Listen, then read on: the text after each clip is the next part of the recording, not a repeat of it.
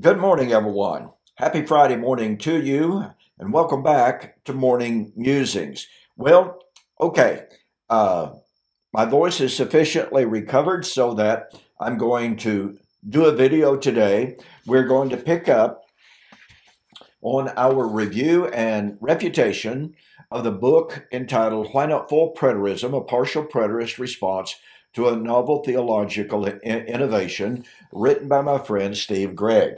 Uh, Been a good little while since I was able to do this because of the problem with my voice. Um, it's still not great, but I have found a couple of different things that I'm able to do to continue. Uh, by the time I speak for like an hour, I have to let it rest for a day. That's the unfortunate reality. And so this week I've been trying to do pretty much a full schedule. But again, I have to be pretty careful. By the way, before we get into today's video, several of you have asked about this knife right back here. Okay. Now, look, I'm a knife nut. I absolutely love knives. I'm not talking about the little $4.95 thingies. I love custom, handmade, handcrafted knives. So just recently, my wife and I went to Santa Fe, New Mexico, and Taos.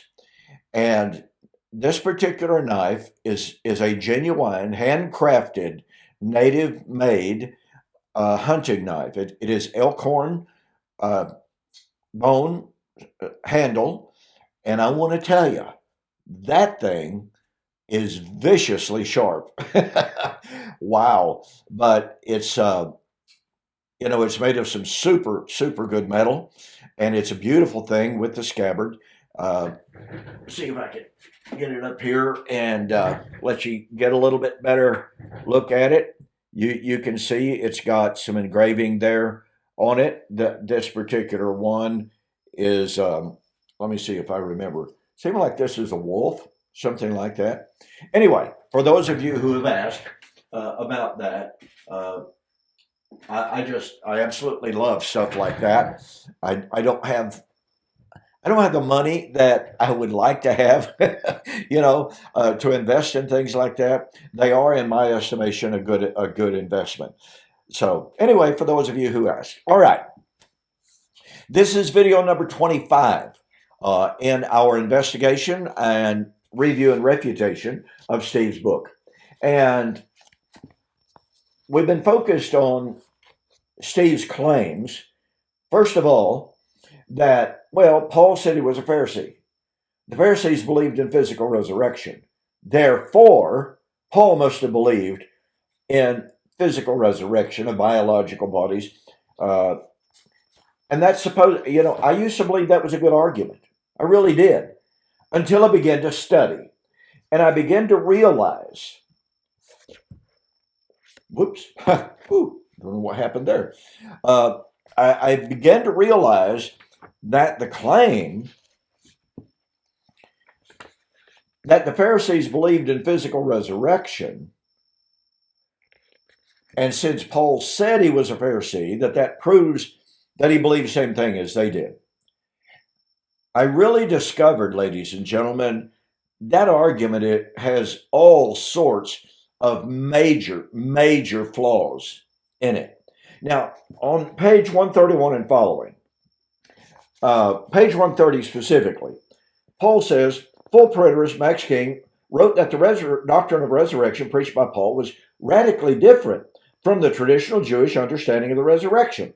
However, Paul himself said that the doctrine of the resurrection for which he was being persecuted was essentially the same as the doctrine approved by the Jews, particularly the Pharisees, with whom he specifically identified himself on this point, Acts chapter 23, verse 6. Well, once again, it sounds pretty good, right? When Paul was on trial in front of the Sanhedrin, he perceived that one part was Pharisees, one part was Sadducees, and he says, brethren, I am a Pharisee, the son of a Pharisee, for the hope of the resurrection am I on trial. Well, all of a sudden, the Pharisees jump up and say, we find no fault in this guy. Pretty good guy, as a matter of fact. We're going to let him go. Pharisees believed in resurrection. Sadducees don't. Paul said, I'm a Pharisee. End of story. Right? No, that's not the end of the story. Because you see, what Steve and the great majority of commentators who make this argument overlook, some perhaps even just ignore it, is that in fact and in reality, the Pharisees came to reject Paul's doctrine of the resurrection. Now, could it be said, for Paul, I believe in resurrection. For the Pharisees, we believe in the resurrection. Well, obviously that's true. But I want you to notice something, ladies and gentlemen. Between Acts chapter 26 and verse 3 and Acts chapter 24, something changed. Something changed radically. And by the way, you'll notice I'm having to film with my laptop again. Okay.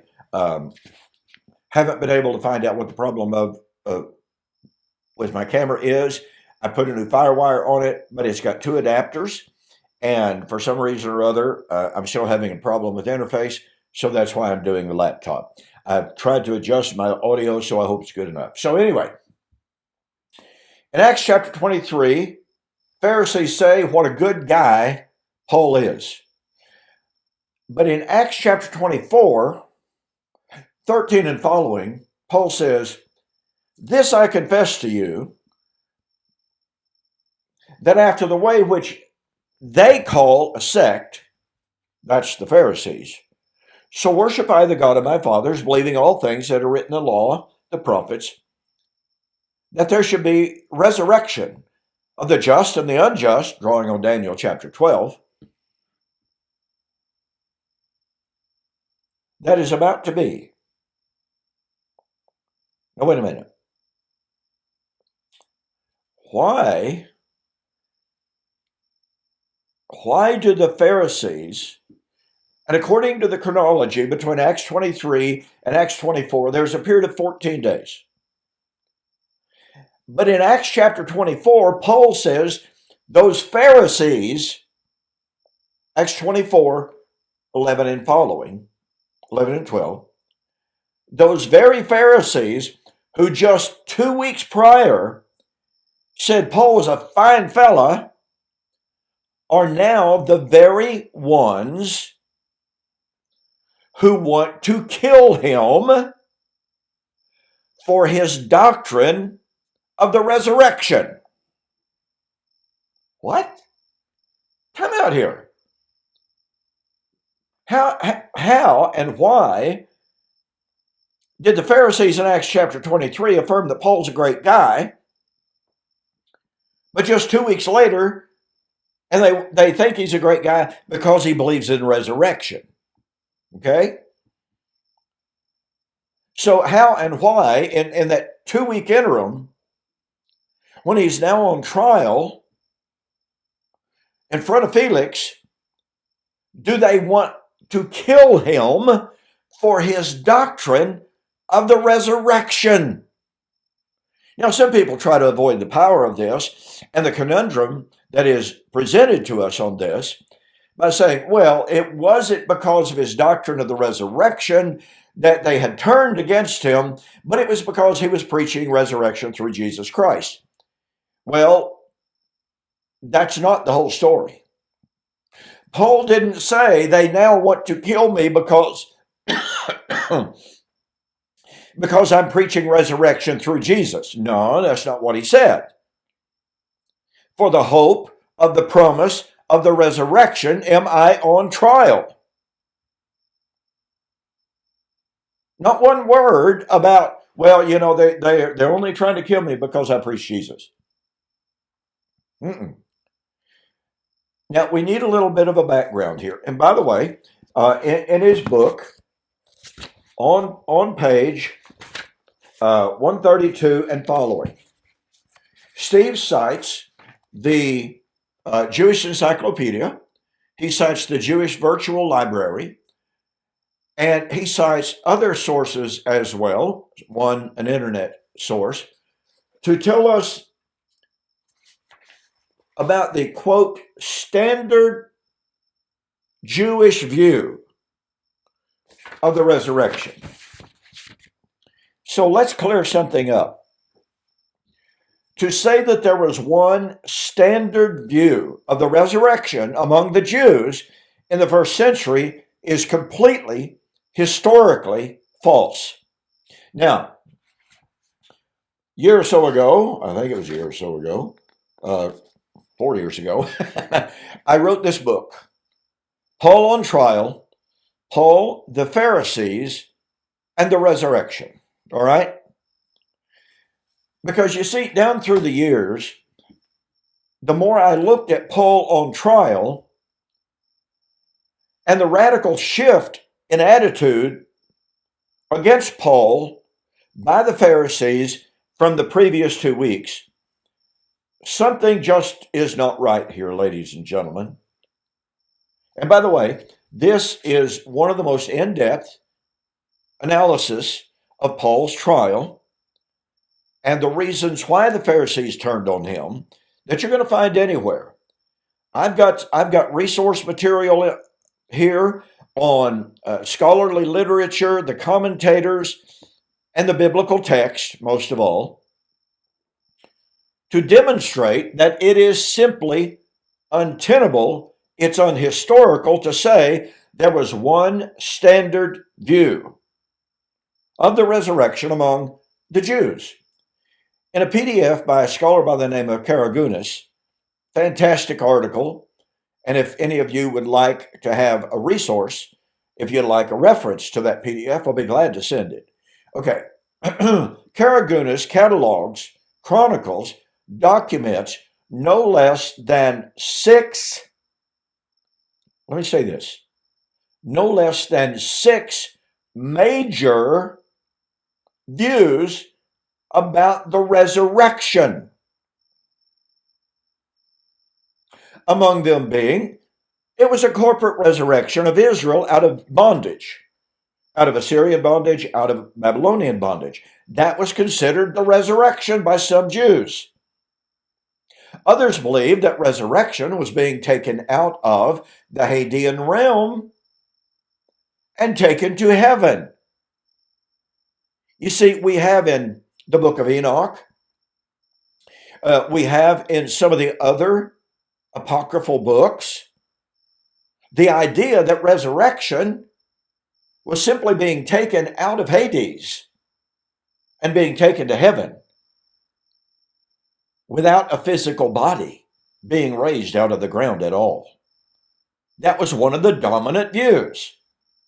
And oh, by the way, I hear some people say no early church writers ever referred to being taken out of the Hadean realm, taken to heaven as resurrection. Well, that's just simply false. Ignatius, writing somewhere between 112 and 117 AD, specifically mentioned being taken out of the Hadean realm and taken to heaven as resurrection.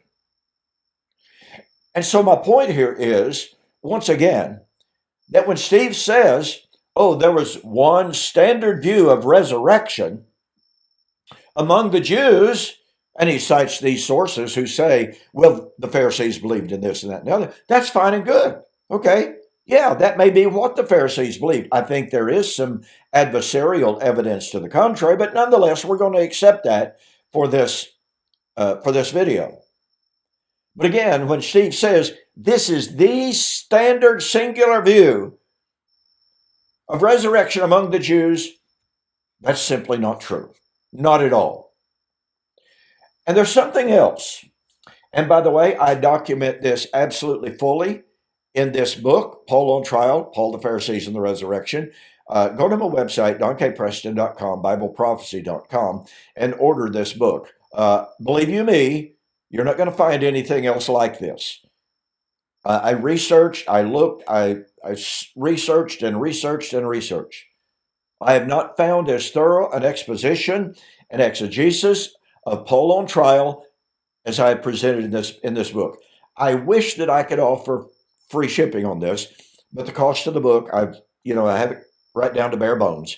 I cannot offer free shipping on this. But do yourself a favor. Order this book, DontePreston.com, BibleProphecy.com.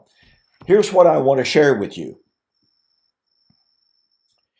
Not only did, argument's sake here, not only did the Pharisees believe in physical resurrection, they connected it inseparably so. Okay? Inseparably so. You cannot divide, delineate, dichotomize between the Pharisaic view of physical resurrection from this. Resurrection of Israel to the physical land. That goes back to Ezekiel 37 and other passages. Isaiah 26. So the Pharisaic view of physical resurrection was physical restoration to the land of all Jews who were dispersed throughout the world. Now let me ask you, does Steve Gregg believe in that concept of resurrection? That's what the Pharisees believed in. And furthermore, is that what Paul believed in? The answer to that is categoric no. Point number 2, the Pharisees connected inseparably so the physical resurrection with the restoration of a purified Jerusalem temple. Does Steve believe in that? Now, he was once a dispensationalist and said he gave it up because it's not doctrinal. Did he give up? Did he abandon the view of the Pharisees that said the Jerusalem temple? The Pharisees believed in the restoration of a purified Levitical priesthood. They understood the priesthood had been corrupted for centuries, going back to the time of Antiochus Epiphanes. So once again, does Steve believe in a yet future, purified, Levitical, Aaronic, we might add, Zadokite priesthood over a restored temple? It's what the Pharisees believed. So if you're going to argue, well, Paul believed in, the Pharisees believed in resurrection. Paul said he was a Pharisee, therefore Paul believed in physical resurrection. I cannot overemphasize the fact, ladies and gentlemen, that the Pharisees did not in any way whatsoever divorce their doctrine of the resurrection from those physical restoration realities or doctrines. They were all part and parcel of a resurrection doctrine. Now, what that meant in the days of Jesus, all right, the Pharisees believed the resurrection was at hand. Where'd they get that? Daniel chapter 9. Okay? So the Pharisees believed in a restored Davidic kingdom. That's insurrection against Rome. And thus N.T. Wright tells us that the Pharisaic doctrine of the resurrection, which calls for a restored geopolitical, militaristic, nationalistic restoration of an independent nation of Israel, which was an insurrectionist doctrine, N.T. Wright says, the Pharisees' doctrine of the resurrection was revolutionary from the very beginning. So ask yourself the question, did Paul believe? I know the dispensationalists say yes, but that's not the truth. I mean, no disrespect whatsoever. Paul did not believe in a nationalistic, geopolitical restoration of a Davidic kingdom, that is, of an independent nation. He just did not believe that. And if you want the confirmation of that, notice the fact that Paul says, Israel has not attained that for which he sought. What did Israel hope for? Resurrection. Acts 25, Acts 26, Acts 24. Okay, now watch this. Israel has not attained that for which he sought. But one of the biggest controversial, adversarial words in the New Testament. Israel has not attained that which he sought, but the elect has attained it. Wait a minute. If the hope of Israel was national, political, geopolitical, militaristic, national restoration, Paul, are you telling us the elect had already, they were in the process of attaining it when Paul wrote? Tell that to the Romans. No. What were the elect obtaining and attaining to? Brother, my heart's desire and prayer to God to Israel is that they might be saved. For I bear witness that they have a zeal to God, but not according to knowledge. For they, being ignorant of the righteousness which is of God, and going about to establish their own righteousness, they do not submit themselves to the righteousness which is of God by faith. Romans 10, 1-3. The Jews, the Pharisees, sought after righteousness, but they also sought after this nationalistic restoration. But you see, that's not what Paul taught. So do you suppose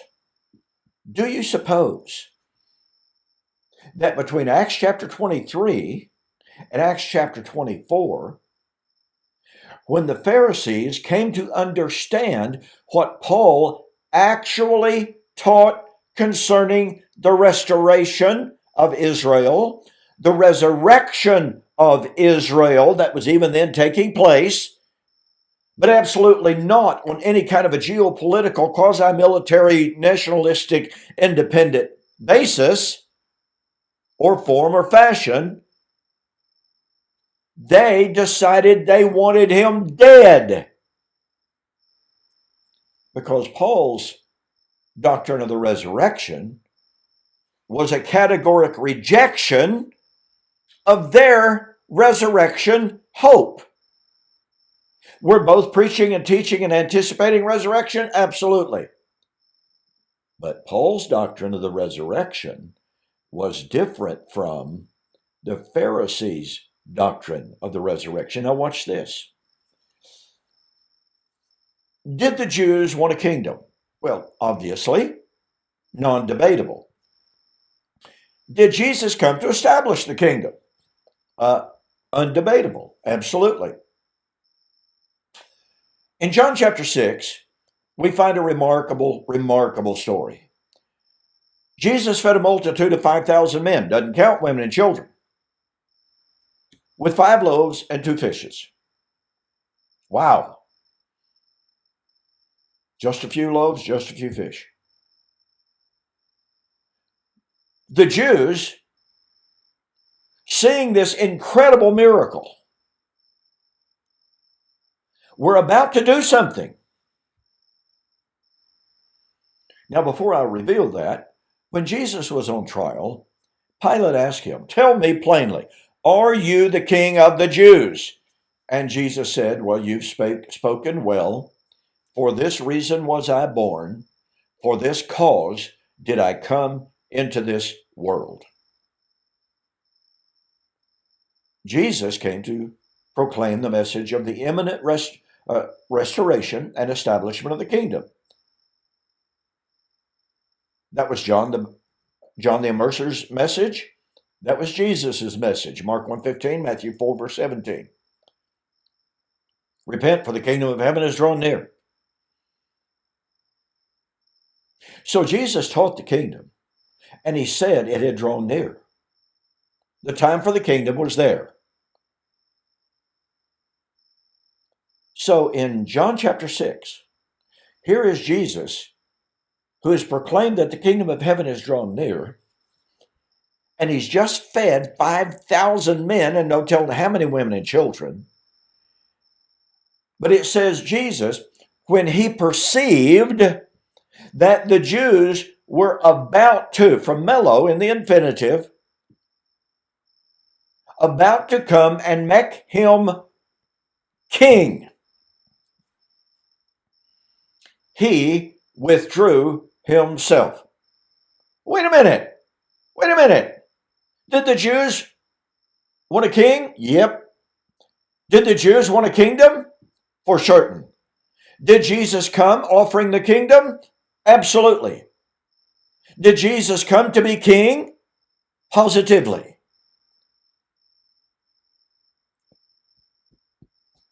Why did Jesus reject their offer to be king over the kingdom?